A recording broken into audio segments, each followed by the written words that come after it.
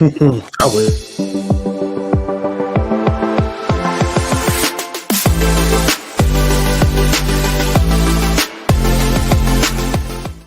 Dun dun dun dun dun dun dun dun dun dun dun dun dun dun dun dun dun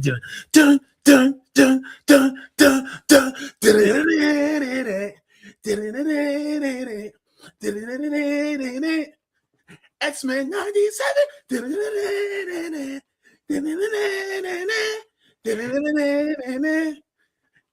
Season 2. We are back here and we talk about X-Men season 2. I do it every time. Every time I get to flow the rhythm. What's going on, everybody? Welcome to another installment of BrickWall Reviews. I'm Dave, and right now, as you may have figured out by the theme song, we're here to talk about X-Men 97 season 2. The first 3 episodes are out now. Dang, I hurt my wrist. God, dang. Flung too hard. I flung too hard. Yeah. Now, the first 3 episodes are now available on Disney Plus, and we are here to talk about those. If you did not see my review of X-Men 97 season 1, make sure you go back and watch that and check out how hype I was about it. It's an amazing show. Someone's thoughts we didn't get on X-Men 97 season 1 that we will get very briefly before we start diving into season 2 is B. Hey. For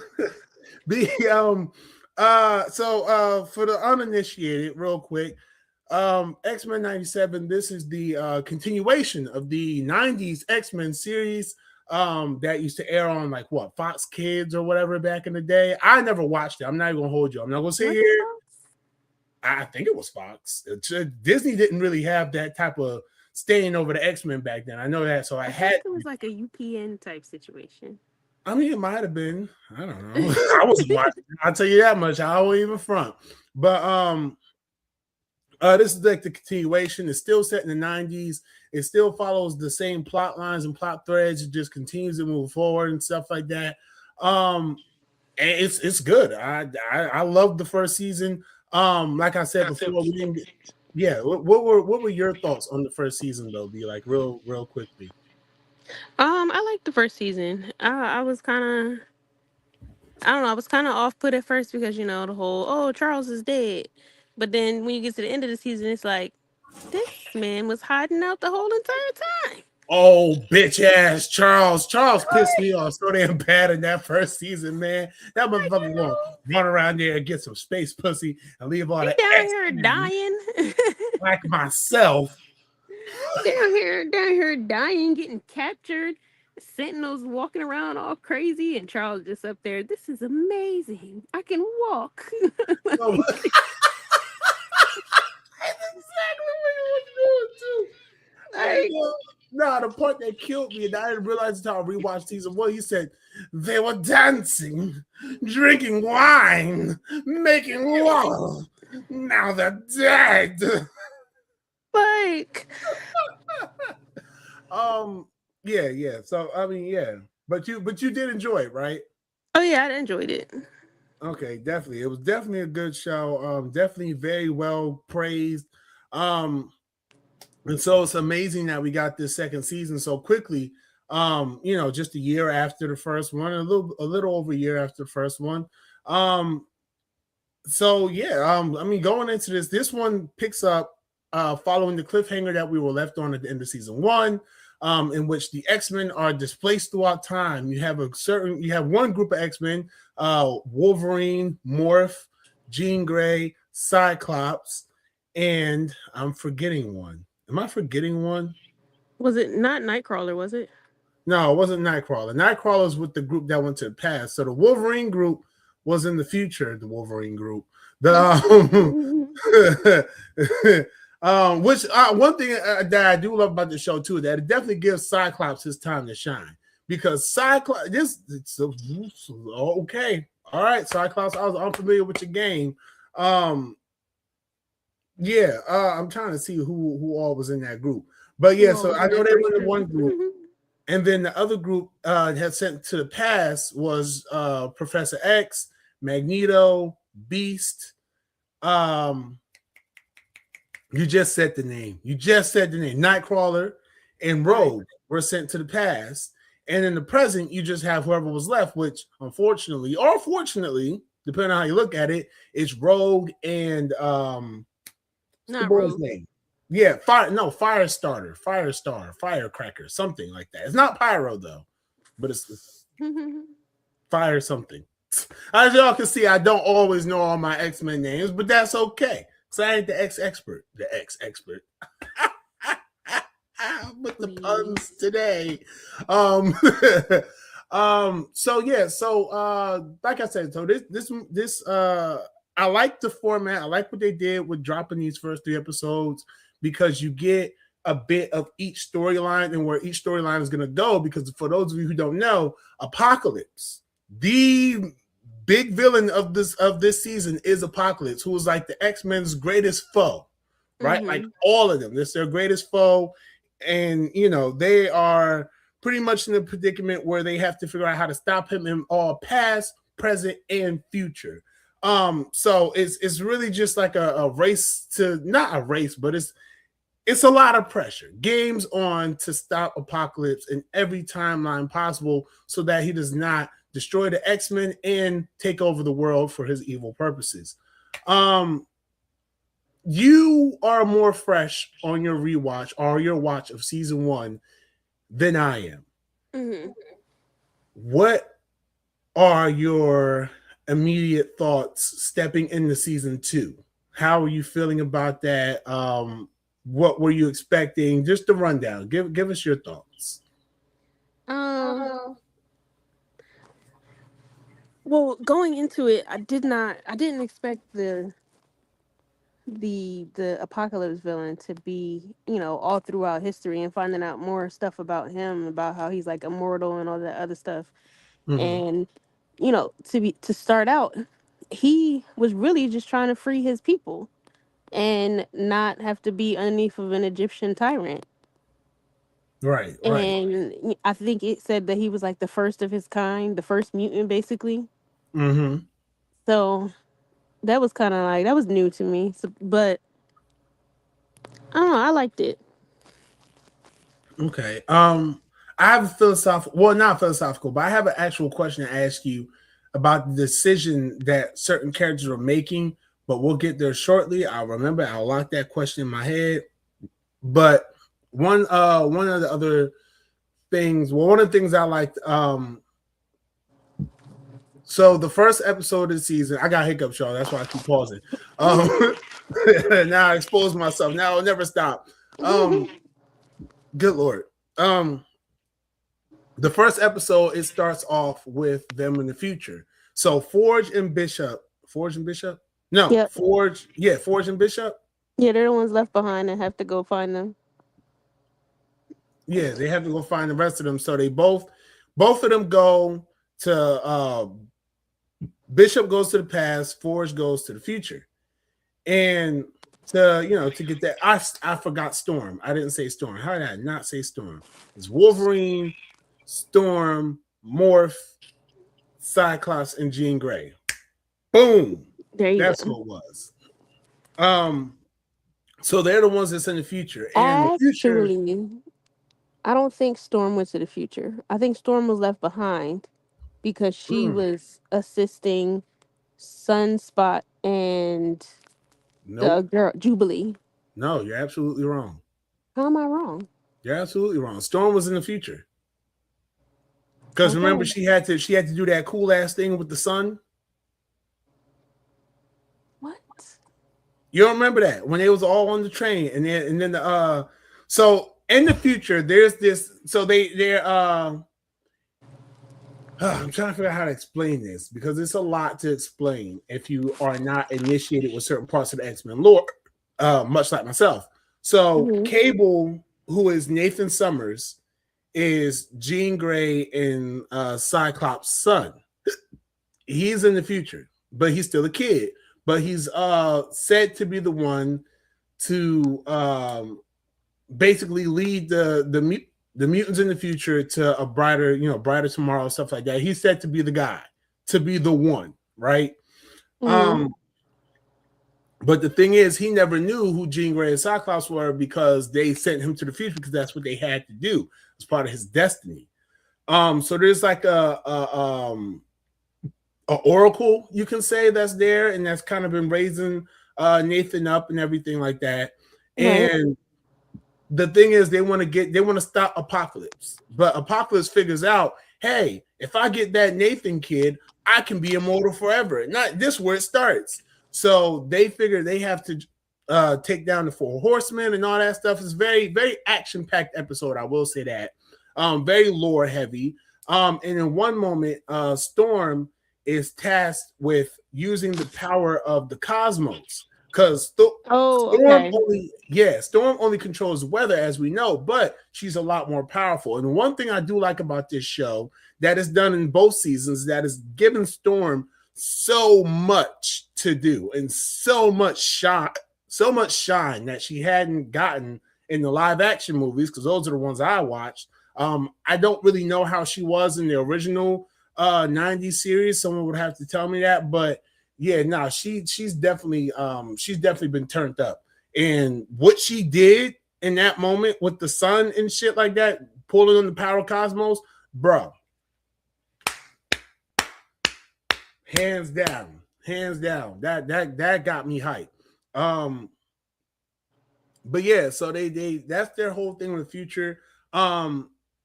One thing that I did notice, B, and I want to know if you noticed this as well, if maybe I forgot something that happened in the first season. Wolverine's claws. Okay. There's something very different about his claws in the future. Was that something that was explained in the first season? Or because there's a couple of things that actually happen. There's one moment, and I think you know what I'm talking about. I don't want to spoil it, but it's one moment where something very I would say dangerous happens with his claws in the middle of the fight. So I think in order to know like what happens with his claws and why they are the way they are, you kind of have to know the lore of Wolverine and what he actually is and where he stems from. But Mm-hmm. season 1 does kind of show you why they changed. Okay, so it is something I forgot about. So yeah, if you remember, well, you didn't remember, but when Magneto was trying to kill Charles in the first one, or trying to do, his taking over and stopping electricity and power and stuff, Wolverine goes up and stabs him in the heart and trying to kill him. So then Magneto kind of like throws him against the wall and forces the adamantium out of his body.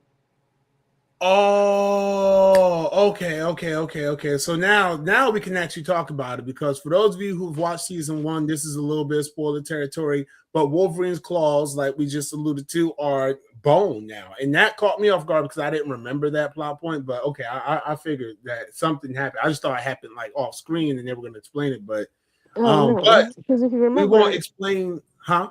I was gonna say, 'cause you remember Wolverine is like old as hell.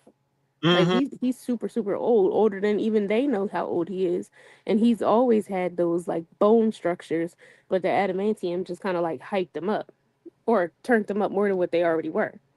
Right. So because I was confused about that. I was like, why does he not have the adamantium claws? Is it like a thing that happened in the future? Like he's been in the future and like the adamantium just like worn. I don't know. I was thinking like way outside of the box, but it was No, explained in because season 1. So I was saying, you remember before they were pulled into the different future or past, he was still like knocked out in the hospital transport area from having the adamantium stripped from his body. oh, right. Okay. I remember that. Okay. Well, there is something that does have more claws. We won't spoil it here, but what are the implications you think that has? Do you think that that's something that will be reversed, or do you think that Wolverine, in a way, is kind of fucked right now? Nah, I think it could be reversed because he's always gonna be able to regenerate no matter what. Right. So you think it was just like something to just add emphasis to that battle at the Yeah. time? Okay. Um so that's pretty much how the future episode goes. Like, of course, at the end, Nathan becomes who he needs to be, and it's a very interesting moment. I did enjoy that moment a lot. It was good to see how he wrapped that story up. And another thing I have to praise the show for is that these are all like 20-minute episodes, like 22-minute Hmm. episodes. and they cover so much ground. They cover so much ground in that amount of time that it's just like, damn, that was only 22 minutes. That wasn't like 30 minutes or 40 minutes. No, it was 22 minutes, and you got so much story, so much action. The pacing is really good. Um, so then you go to the past. That's no, the second episode is the episode set in the 90s, which is The their present. present. Right. Um, and I really love this episode 2. I really did like it. Excuse me, y'all. I got these hiccups and they kick my ass. Um, episode 2 is focused on Cable Mm-hmm. and um in a group of other and another group of mutants as well. Now I forgot what the other group of mutants X called themselves. Force. No, that was what Cable No, called his team, was the X Force. I think the other ones were called X Factor. they were, yeah, X Force and X Factor. Okay, so X Factor is the government appointed mutants that are taking other mutants and putting them in concentration camps. I ain't gonna skim around that shit. Basically Yeah. putting them in concentration camps, locking them up, and saying that they're doing that in the name of justice. Meanwhile, the X Force, led by Cable, Cable's goal is to stop Apocalypse. That's all he wants to do. But with members like Jubilee and Sunspot on his side, who are all, rolling with the X-Men anyway, especially Jubilee, she's like, well, listen, if we're gonna stop Apocalypse from taking over, we also have to protect the Other mutants that mutants. are here now. We got to protect our timeline. And So Cable's like, fuck that. hell yeah, Cable's like, man, bullshit, we will, but I got one agenda, and it is not that. right. But one thing I do like about Cable, I like how he's not like a stiff asshole about it, right? Because like usually you get characters like that and they don't budge, but Cable Right. very easily budged. He saw where Jubilee was coming from. He was willing to make those sacrifices for his mission in order to, what I'm saying, uh, keep everything on track. What did you think about Cable's portrayal here? Because I know that the only other time a lot of people would have seen Cable was in the Deadpool movie. Right. Um, how do you feel about this portrayal of Cable, and do you find yourself siding with him, or do you side more with Jubilee and anyone else who's kind of just like, yo, we gotta also protect our kind while we're doing this? Um, in a way, I can kind of side with Cable Mm. because he's already been to the past and he's been to the future. He's tried so many different ways to stop all the stuff that Apocalypse was trying to do, and all the while, he's basically raising himself. So him not caring about the other mutants and just trying to stop whatever from happening, I can understand that. He's not worried about anything but trying to make sure his the any timeline that they're in is just cool, not taken over. Right. Yeah. Yeah. I mean, I kind of side a little bit more with Jubilee myself, just because it's just you know, I like her philosophy in that. It's just like, like I said, we can save all these, we can stop Apocalypse all day long, but if we don't tend to what's actually going on, like in the society as it stands, then we still fail. We still fail. And I do side with Jubilee a lot. What do you think about? Do you think that they should have told the X Factor what they were doing as opposed to now being fugitives? Because now they're in the predicament where, you know not only are they racing against the clock to try to stop Apocalypse, but now they're ducking and dodging the law. Do you think that Um, they should have told X Factor, hey, there's a mutant out there that we are trying to stop. You got to help us, or you got to stay out of our way? I don't know because X Factor are the ones that was rounding the other mutants up, right? Yeah, For the government. yeah, So, as we all know, the government, if X Factor had caught Apocalypse, Do you not think that they would have tried to use his powers to ruin the world like they always do with anything that they deem like, oh, we need to exploit this? That's fair. That's fair. Because But at the same time, like I don't know, because you have other, and I do like the mutant additions that they make to this. I don't know everyone's name. I do recognize Psylocke, um, and they uh, had the angel. Archangel, yeah. Hmm. The other Then ones, I there's don't know. yeah, the other ones I don't really know them. I don't really know them. But I don't know Oh, go because ahead. if you remember, Cable was saying that at first, the it was like a utopia when everything was going on when they, when Apocalypse was before Apocalypse completely took over. It was like a utopia between people and mutants, but they were using the mutants. They weren't living in harmony. It was like a kind of like a caste system. Mm-hmm. So I wouldn't have told them either. Yeah, I suppose. I don't like how X Factor. It doesn't make sense for any of them to work for the government because Right. you're watching your own kind get put behind bars and you're okay with that. Like that does not make sense to me at all. Mm. Like I could ooh that thunder. Hmm. um, but yeah, I couldn't vibe with that. I don't understand that purpose behind that, but I hope that gets taken down like soon. Mm. Because I feel like the one thing I never really liked about X-Men sometimes is that when you get mutants that are just like, oh, well, I'm going to be a little anti-mutant right now because it serves me best, and it's like, no, it fucking doesn't. You um, know, that's isn't that just like the world we live in? yeah, X-Men has always held a mirror up to our world for some inexplicable reason. Okay. And it's like, yeah, you don't like that the one group, the mutants are turning into other mutants, but it's like, hello. Hello, America. Like, Hello, hey, this is what y'all do. Like, right. nah, let me see. All right, so then from there we go to episode 3, which is set in the past, and like I said, Mhm. that has the aforementioned characters: Magneto, Professor X, Beast, Rogue. I was about to say Rouge. I don't know why. Rogue and Nightcrawler. My philosophical question. I will get this out of the way while it's fresh in my brain. You see what Magneto's do, what he attempted to do. Mhm.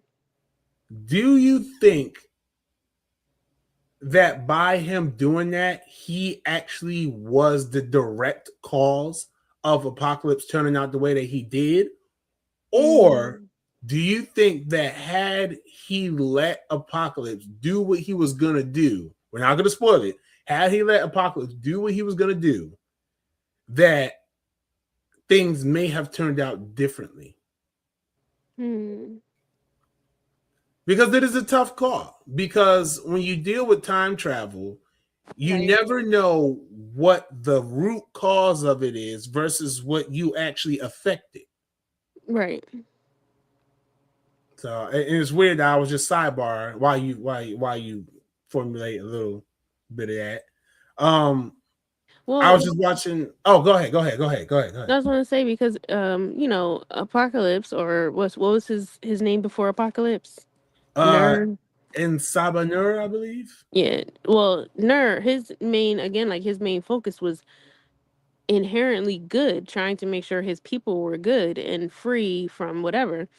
And teaming up with or getting ideas from Magneto, maybe he thought that he had an ally who went, so he wasn't alone by himself being the only mutant, just for things to turn out the way that they did.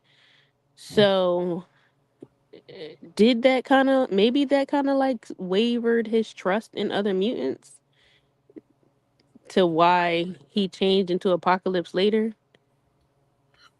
Yeah, I can see that, and it's just like I said, my issue with that with Magneto's, like he had a decent plan, But again, it's just like something that's just like, okay, maybe there was another way you could have done this though, like, Mm-hmm. or because it just didn't. It just seemed to have led to the inevitable, and it's like if you didn't do that, or if you went about things a different way, would because now, of course, with the massive cliffhanger we were left on, we don't Mm-hmm. necessarily know how everything is going to continue to shape and mold itself, but one can assume that it's not going to go in the way that's going to make it easy for the heroes.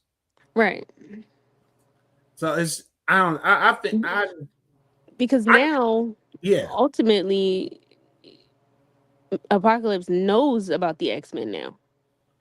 He was right, unaware at first that there was anybody even like him out there. But now he's very aware that there's this team and they all have these different powers. And it's like, ah, now I have to be the only one. right. So now his plan can enact itself, and I gotta kind of side with Charles on this one, and I hate to say it, but I gotta side with Charles. Magneto, you didn't have to do that shit. Like, you just leave him Mm-hmm. alone, let him do what he's gonna do. We'll figure out a different way to get the technology or whatever the case, whatever we need, we'll figure that out a different way. But you cannot manipulate him and think it's gonna go well. Right. Now, Magneto's intentions were in the good, were in the right place, and I see the vision, but no, that was a half baked plan, in my opinion. It was a half baked plan. Um, one of the other things. Okay, so here's one thing. So that's practically the flow of the 3 episodes. There are some Easter eggs. There's a lot of Easter eggs in these episodes. Unfortunately, I only know 2 of them. Thor, because Morph turns into everybody. I like when he Right. turns into Thor. I love when he turns into different characters from Marvel Comics. Call me a sucker or whatever you want to call me, but I love that shit. I just think it's dope. Um, the second Easter egg is actually something that I didn't realize until I was on the internet. Um, no, I did not look up an Easter egg list. I just didn't know that this character was in the show. Did you know that there's an actually a very relevant character in the show? B. In the show. Yes. I know that there was somebody I was not expecting to pop up at one point when Uh, Magneto turned the electricity off.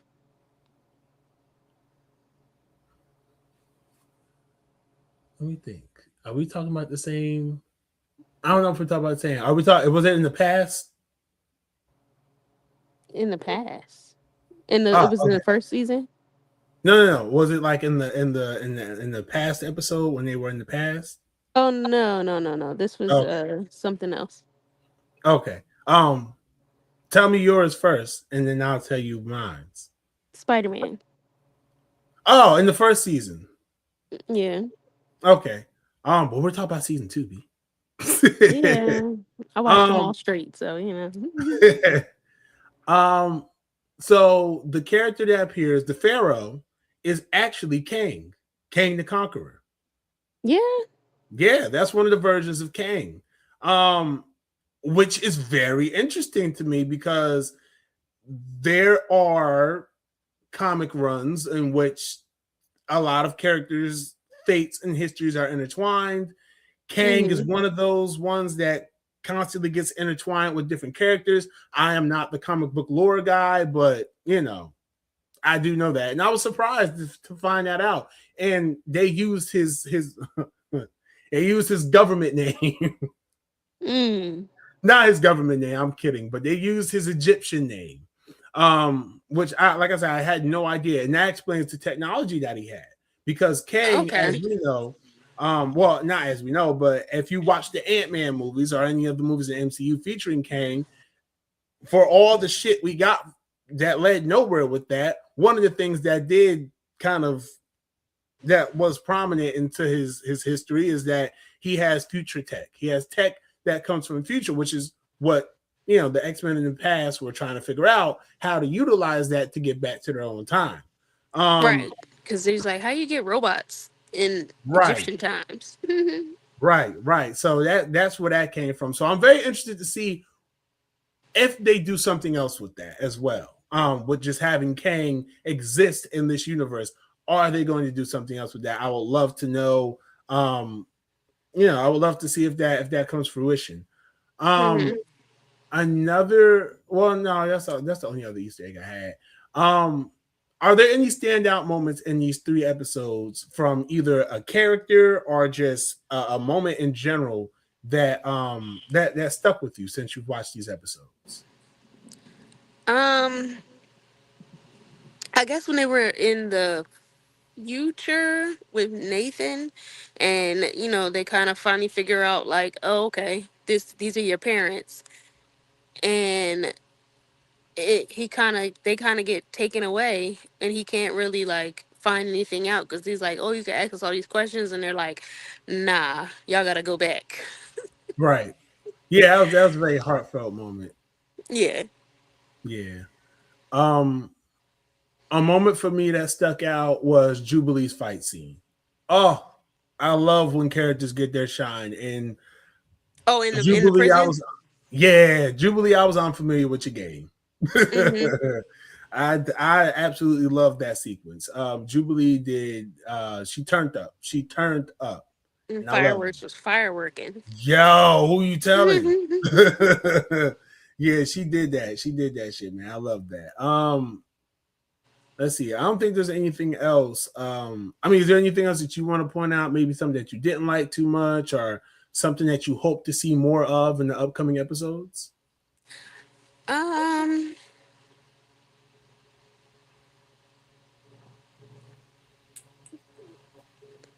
I want to see Cable have some type of family redemption.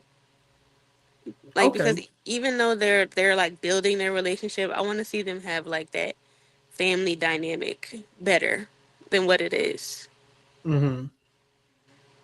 So, Okay. oh, and I want to see if Gambit comes back as something else. Oh, you want to see if Gambit gets resurrected? Yeah, Yeah, because that was crazy how he died in that first season, right? yeah. Crazy episode. Um, as for myself, I don't think there's anything that currently just going off the three episodes. I don't think there's anything that I dislike because it's all laying groundwork. Um, if there's anything I would like to see more of in the upcoming episodes is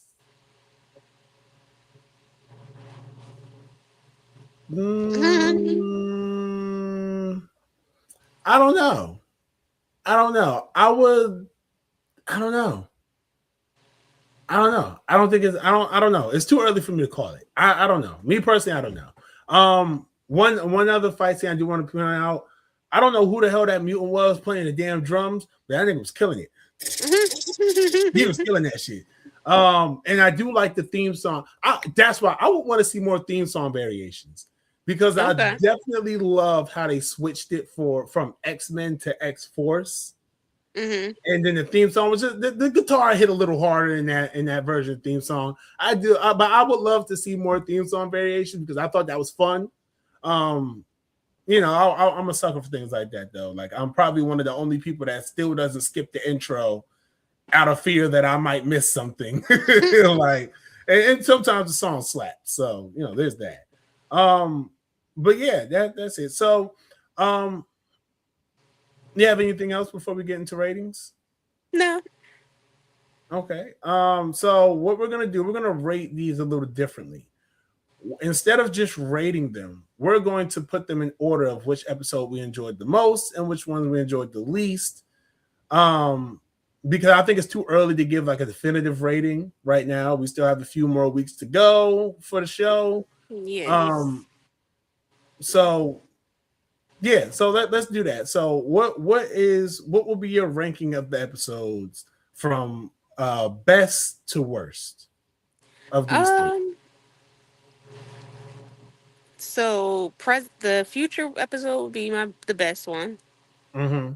Then the past, and then present. Okay. Okay. Um, why present last? I just think it was a lot going on. Mm-hmm. So with like the X Force and the X Factor, it was a lot going on. Okay. Okay. I can see that. I'm a little different than yours. I think my so far I like the present episode the most. Mm-hmm. Um, it mostly is because the theme song changed. I'm not gonna lie to you. The theme song change just got me. Um, but outside of that, I just like that. I like that Jubilee got her time to shine. I do. Jubilee is a character that has not always been given the best treatment in X-Men. Mm-hmm. So at least in modern X-Men. So I do love that she got her time to shine. And I just thought the episode was really good. Second, I think will be the past. No, ooh, wait, hold on. Second will be the future, and then the third will be past. Yeah. Yeah, that's a tough toss-up though. That's a tough toss-up because the past had more of that story, Mm-hmm. but the future had more of that like that action. Yeah. So I would put the and because Storm got to turn up. So yeah, I will put this the first episode. So it'll be for me it'll be 2, 1, and 3.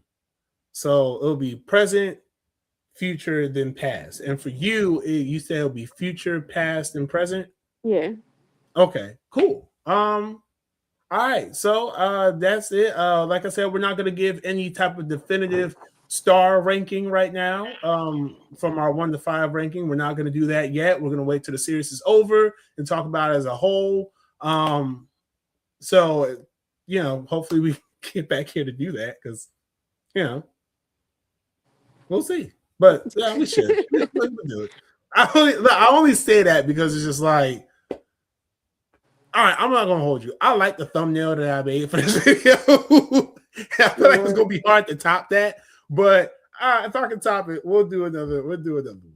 But I'm excited to see where this goes in the upcoming weeks. If anything shocking or super exciting happens, then you can guarantee that I will either be on TikTok talking about it, on Instagram talking about it, or we might just come here on YouTube and be like, "Oh my god!" So.